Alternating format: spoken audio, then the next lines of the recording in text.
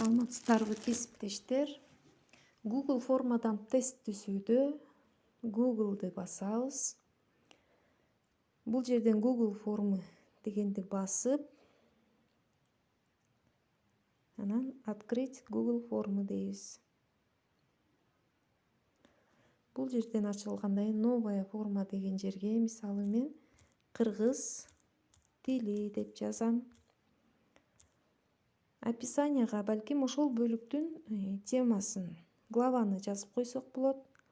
Андан кийин вопрос без заголовка деген жерге биринчи окуучунун аты жөнүн билип алышыбыз керек. Аты жөнү дейбиз.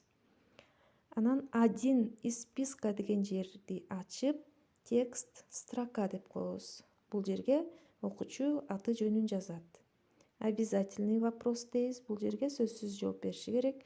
Андан кийинки баракка түшөбүз, плюс белгисин басабыз. Бул жерге классы деп коелу.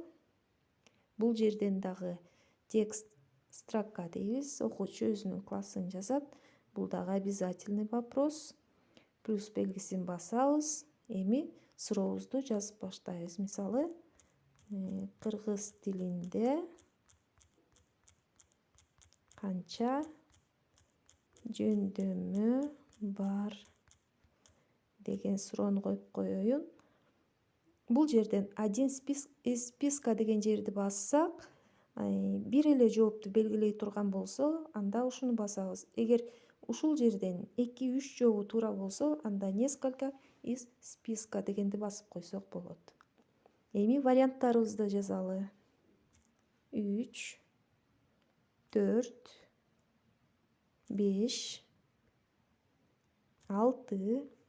Анан добавить вариант другое дегенди басып койсок, балким баланын башка жообу болсо, өзү бул жерге жазса болот. Бул жерден дагы обязательный вопрос дейбиз. Эми бул тапшырмабызды балдарга жөнөтүшүбүз керек. Мына бул белгини басып, баланын электронный почтасына жибере турган болсок, электронный почтасын жазабыз.